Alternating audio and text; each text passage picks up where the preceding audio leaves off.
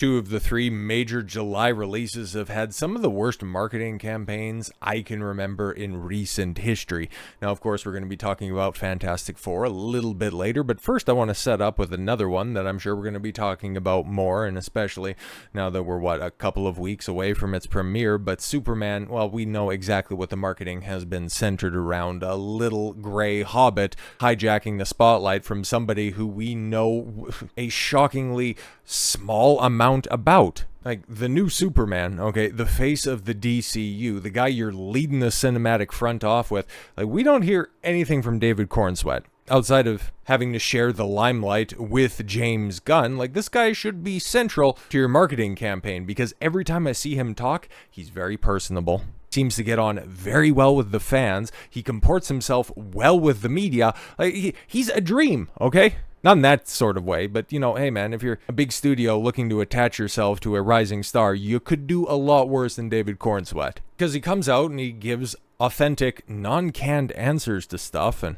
it's funny, because there's a couple of interview clips that I've seen make the rounds. None have really centered around Superman, which is kind of a problem in and of itself, but at the same time, it also shows that he's a nerd of some respect. I don't know his history, which is something we should probably know by now. His history with Superman, with Clark Kent himself, and if he grew up liking the character, reading the books, or anything like that, if he has an affinity for the animated series or for the other interpretations, if he's seen Dick Donner 77, Christopher Reeve's take, or any of the, three other sequels.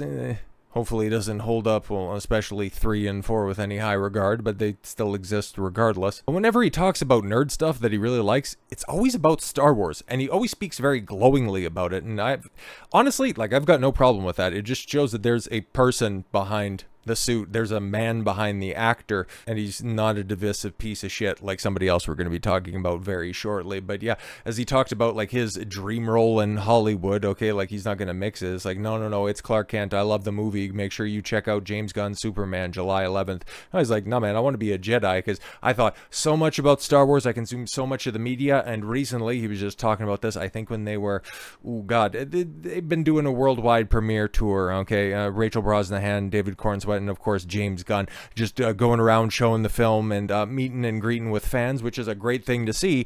I could just do with putting a little trauma gnome in the trunk while you guys go out there and do some press. But there, he's talking about his love for classic Star Wars games, including Battlefront 2, fantastic stuff, Jedi Outcast, and Jedi Academy. Okay, those are a little bit deeper cuts. Like, they're still mainstream stuff, but this is a guy who just didn't go with the normie takes on things. So yeah, if he really gets into the Superman role, if he has the opportunity to do something good with a good script, could be in good hands, okay? Like I've said multiple times over, I want this film to be good. I've just seen the leaks, I have seen the promotion on it, and it gives me a no hope at all whatsoever. And quite frankly, I think Donald Trump summarized Superman and the Fantastic Four marketing campaign better than I ever could. It's so hard that they don't know what the fuck they're doing. Do you understand that? And I mean, the fact that Trump drops shit like that just on a random Tuesday makes him infinitely more entertaining than anything that James Gunn or Pedro Pascal can be a part of, because, oh my god, bro, this is like, okay, they're going to be going into the swing right now, okay? Marvel has finally released Ironheart, and they want you to forget it as quickly as they release it, but now they're just moving on to the next big thing, their last great hope, because July is going to decide the fate of the superhero genre, like it or not, man, because both studios are coming out firing, okay? You might say that DC, okay, their most marketable, their most bankable product is Batman, but it's very much tied up. But Superman, I mean, like, in the pantheon of superheroes in general, I mean, you could do a hell of a lot worse than, kicking things off with the OG superhero. And then on the Marvel side of life, yeah, okay, they're still holding on to that one final round with the Avengers movies, okay? And yes, the X-Men are ultimately of bigger consequence, but the Fantastic Four, it's pretty up there when it comes to prominence within the hierarchy of Marvel. This is the fourth take on the IP, and they are throwing so much marketing power behind this. Like, it's amazing, man. I don't know if you've seen all the merch, like, outside of just the cringe popcorn buckets. $80 for a Galactus head. Oh, but it's comic book accurate. It's $80. The fuck, you used to get popcorn buckets that you could throw away because they were made out of cardboard, and now they're charging $80 for a piece of plastic, and you're excited to fork it over for that? Bruh, what the fuck are we doing? But you've also got blue milk and fucking wonky Pop-Tarts. Like, this shit is weird, man. And then what, limited edition Air Force Ones? Marvel they're betting the farm on this, guys, okay? And they're deciding, instead of going with something that could resonate with people, because for as much as I want to shit on, and justifiably so, James Gunn and some of his decisions, he's at least trying to sell Superman as being a hopeful, enthusiastic, somewhat patriotic figure.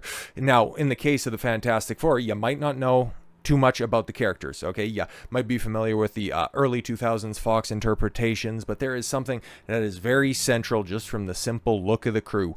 There is a family dynamic right there, okay? So why aren't you pushing that stuff? All right, because you have Pedro Pascal, the flavor of the month in Hollywood, and yeah, you can go ahead and make him the face of the entire project. So here's the thing that's going to be very baffling, right? Because, okay, cool, you want to go ahead and push Pedro, right? Because he's going to be starring in the next Star Wars movie, okay? So he's the de facto face of that very, very failing franchise, okay? And yes, he's going to be starring in the most consequential Marvel movie up until this point, if we keep it a buck. Like, this could very well, okay, this could very well decide the fate of the most successful cinematic franchise of all time. And I wouldn't say the pressure is on Marvel to deliver with the Fantastic Four. I don't think that there is a single point in time that we can point to directly. Like, even the original Iron Man back in 2008, like, okay, it was definitely a roll of the dice, but even if it was middling, they could have built up to the Avengers and could have stumbled their way through things. But yeah, there's been no film so far that has required success like the Fantastic Four in order to win back an audience that is questioning your ability to perform, quite like this one. And so to rest it all on somebody who is so damn divisive, is so damn overexposed, because even Vanity Fair, with this article that they put out, and he's getting the cover story of this, everybody wants a piece of Pedro. Like, we've been talking about this online for a while, and a lot of people have as well, that there is Pedro Pascal fatigue. And I kind of thought, well, you take a look at his resume, and honestly, like, yeah, he's in a lot of prominent stuff, but it's really, like, there's a bunch of it, but it's very well spaced out. So yeah, he's constantly in something, but he's not in like a lot of stuff. But now as it ramps up, as I talked about, I think at the tail end of last year, now we're just starting to see so much Pedro, so much, okay? All of it really started, like, what came first, where you had Star Wars Celebration, where he was flued out and he was wearing just some atrocious fucking 1930 German school kid boarding school uniform, pimpin' Mando and Grogu movie. And then he had The Last of Us season 2, that even though he got Joel'd in one in the second episode, he was still lingering over the top of that. So yeah, he was still in the zeitgeist. And now with all of the promotion leading up to the Fantastic Four, yeah, people are like, this motherfucker's everywhere. And honestly, the shit that we seen him in, like, okay, yeah, he had some good scenes, I guess, in The Last of Us, and he doesn't really act in Mando. And Game of Thrones, the last time he was there, that was like, what, over a decade ago, so why the fuck should I care about this guy? And yeah, we're kind of done with him, because he's just kind of everywhere. And even still, when people do, even if they still have an affinity for Pedro, they go and watch the Fantastic Four and they realize that, hey, this guy actually isn't the leader, you know, Mr. Fantastic. Reed Richards isn't the patriarch of the Fantastic Four. What the fuck are we doing? Okay, why is he always a cuck and everything? What happened to masculinity? That's a interesting conversation that we're seeing, you know, circulate right now. But Vanity Fair, the way that they, you know, set up their paywalled article, which we would go through, but I'm not, you know, buying a subscription to Vanity Fair. Go to hell. The actor is settling into superstardom in his 50s simultaneously, no matter how much it confuses or scares him. Now a household name, Pascal has evolved well past his years as a struggling actor to usher in the next phase of his career. Romantic lead in Materialist. How well is that performing at the theaters? All right, another bomb. And Marvel superhero in the Fantastic Four. First steps, stepping into my 40s, felt adult and empowered. Pascal tells VF contributor Karen Valby. 50 felt more vulnerable, much more vulnerable, and when he's on top of the world, more so. What a silly thing for a 50-year-old man to have all this attention. You did it to yourself, because you can't say no whenever somebody picks up the fucking phone, bro. But yes, some of the snippets from the people that are out there, you know, reading through the article itself is, yeah, apparently, and I got to take this as a bit of a W if we're going to keep it a buck, but Pedro Pascal had to go to Robert Downey Jr.'s house for homework day before filming Avengers Doomsday. which that's not going to speak to the quality of the Fantastic Four. Like this could just already be a dismissed concept, even leading up to Doomsday. But the fact that RDJ is calling people to his house so that they're on the right page in regards to the Avengers movie, that kind of speaks to somebody actually giving a shit about the project. So I do like to hear something like this.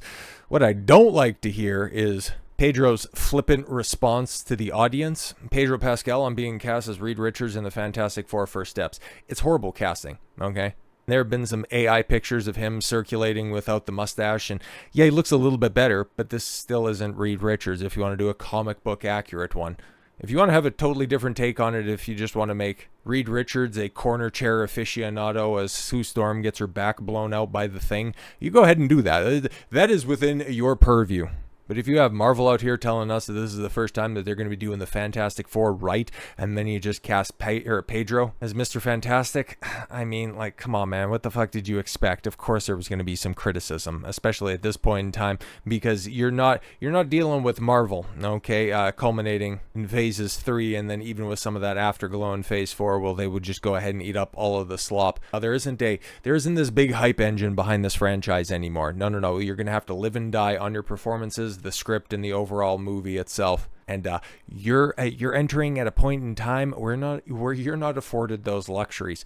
I'm more aware of disgruntlement around my casting than anything I've ever done. He's too old. He's not right. He needs to shave. Well, you can't really do anything about your age. That's whatever. That's neither here nor there. Okay, Reed Richards with the little Polly Walnuts wings. It's like, yeah, okay, he can be a more distinguished gentleman. And yeah, okay, it doesn't really much matter, okay? You're in your late 40s, early 50s. It's definitely different than when, people had their conception of a 50 or 60-year-old back in the 60s when the Fantastic Four were first put to print. But he's not right. I mean, everybody has different takes on everybody's interpretation of superheroes. So yeah, you're always going to have that contingent that's out there, but he needs to shave. That is something that is directly within your ability to change, man. So if that's bugging you, maybe you should do something about that. But yeah, more disgruntlement around my casting than anything I've done before. Yeah, because nobody really cares about your ability in Mando. And because, especially after The Last of Us Part 2 came out, nobody really thought that highly of a Last of Us TV adaptation. So while people were trying to hum and haw and say that, well, he's a good actor, he could do Joel, it's just like, yeah, you're not Joel, dude. Like, if you wanted to stick in the realm of famous Game of Thrones alumni, Jamie Lannister, seen that fan casting of Jamie Lannister and the chick from Alien Romulus, is like, that would have been perfect as opposed to Pedro and Bella Ramsey. Fucking sentient potato. There's another reason why people are upset that he gets so many high-profile roles in Hollywood is because he's a political activist in and of himself, because Pedro Pascal doubles down on heinous loser J.K. Rowling comments in Vanity Fair cover story, calls the author a bully. Wow. The most manufactured superstar in Hollywood right now is saying that other people are bullies. Interesting. Pedro Pascal has once again spoken out against Harry Potter author J.K. Rowling, this time in a new Vanity Fair cover story published Monday. The actor, who is best known for his roles in Mandalorian and The Last of Us, revisited his April social media post in which he called Rowling a heinous loser after she celebrated a major UK Supreme Court ruling on gender issues, because that's all she does at this point in time. She's not so much an author as she is an activist. In the interview, Pascal reaffirmed his stance. Bullies make me fucking sick. Did he say that through tears and while he was punching air? But yes, the comments stem from backlash Rowling received in April after the UK's highest court ruled that the term woman under the Equality Act refers to biological sex. Yeah, I don't really care about any of this simp shit. Women fucking voted for all of this tranny stuff to kick off, and now that they're having to face the consequence of their own actions, they want the men to come in and sort it out for them. But in the case of J.K. Rowling, the only thing that she hates more than trans issues is men, so forgive me if I'm not exactly sweeping up for this hack. Pascal publicly replied to an activist Instagram post at the time, calling Rowling's celebration awful, disgusting shit and labeling it heinous loser behavior. In Vanity Fair, Pascal said he agonized over whether speaking out was the right move, but felt it necessary. Well, I mean, this is the same freak who's constantly wearing politically activist or rather political activist t-shirts at every place that he goes. And yeah, and I mean, even if he's not espousing political slogans, his actions speak louder than words ever could. Now, the one thing I would say I agonized over a little bit was, am I helping? Am I fucking helping? It's a situation that deserves the utmost elegance so that something can actually happen and people will actually be protected. Yeah, exactly, from freaks like you that want to mutilate children. Listen, I want to protect the people I love, but it goes beyond that. Pascal's older sibling, Javeria, also defended his post. Oh, that's so nice. I wonder what his father had to say about this stuff, or was he too busy stealing women's eggs because he used to be a IVF doctor? Funny story about his old man. But honestly, like, he can continue to fucking bitch, moan, whine, and complain about J.K. Rowling and continue to justify his ill-cited political activism. But his career, just like the superhero genre, is going to live and die by the performance of the Fantastic Four. And once again, Fandom Pulse has stupid pop-ups on their site, but yeah, we've got a plot leak on this one. And we've had it for Superman, and oh boy, that looks like trash. I haven't even bothered hearing anything about Jurassic World Rebirth because, well, we kind of know that that's going to suck, and I think we have some early reactions that are out there. Might get to that towards the end of the week, but we'll have to see on that one. But as we have right now, like, we've heard bullet points, okay? We've heard about how this is going to be Sue Storm's movie. Pedro Pascal is basically just going to be a cuck. Johnny Storm and the Thing end up getting sidelined, and then you have female Silver Surfer and the cringe baby coming out and taking on Galactus. All of that sounds atrocious, but now we have a proper plot leak. All right, then. Reddit user Accomplished Fact 453 shared an alleged leak on the Leaks and Rumors subreddit. According to the user, the film opens with a line, "You all know the story." Oh, okay, so they're just ripping directly off from the trailer. Just like Superman with, what was that, the second trailer that James Gunn put out there, where it's at the Fortress of Solitude, and that's supposed to be the opening scene of the movie. So they're doing the exact same thing for the Fantastic Four. Interesting. Then shows a brief montage of past battles, including the Fantastic Four fighting Mole Man. Oh, okay, so that's where John Malkovich is going to come in. That's interesting. Or was that supposed to be Paul Walter Hauser? Then how's Malkovich going to work into this? Okay, in an action sequence of them fighting Red Ghost and his chimps. Oh, great, more chimps in superhero movies, huh? Interesting. After this montage, it cuts to Sue Storm discovering that she's pregnant. As the team prepares for the new baby, Shalabal shows up with a warning.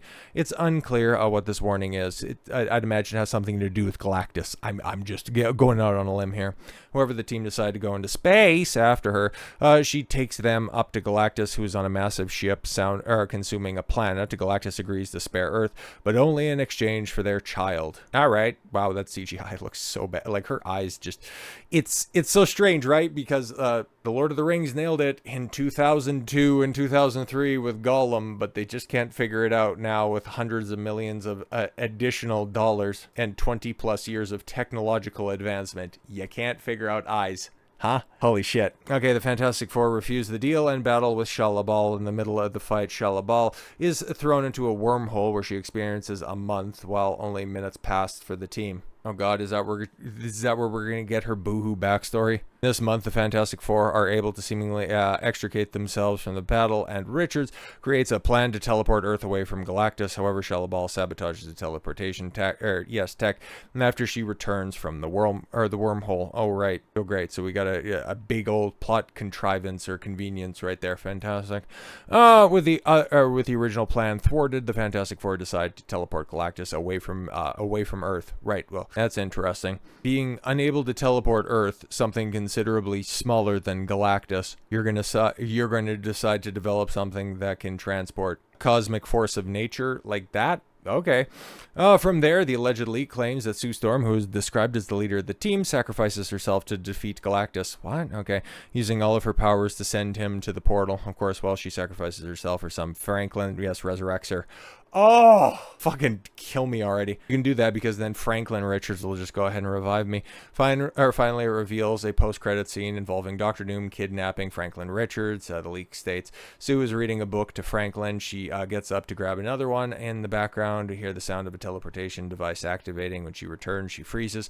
The book slips from her hand. Standing before her is a cloaked figure, Dr. Doom. Wow, you're all gung-ho to take on Galactus, but Dr. Doom, unless he has another device voice that just, freezes you up like that. That's a bit of a problem. Okay, we don't see his face. The full body is visible beneath a silver cloak. Why silver cloak?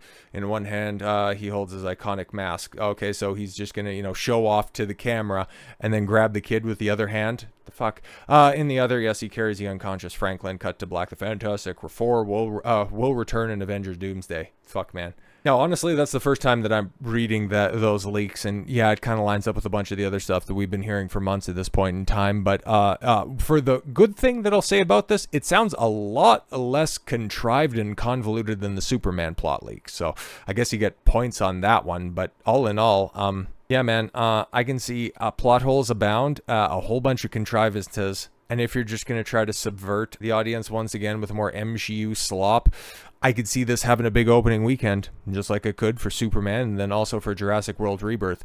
It's just ultimately going to rely on whether or not this is a good film. And once again, I find myself leaning on the side of assessing current Marvel on past Marvel and not wanting to give them the benefit of the doubt. This is going to suck. Brace for the worst. So with all that said, thank you all very much for the gift of your time. I've been Don Consuelo. I want you to follow your gut and get after it. Take care, everyone.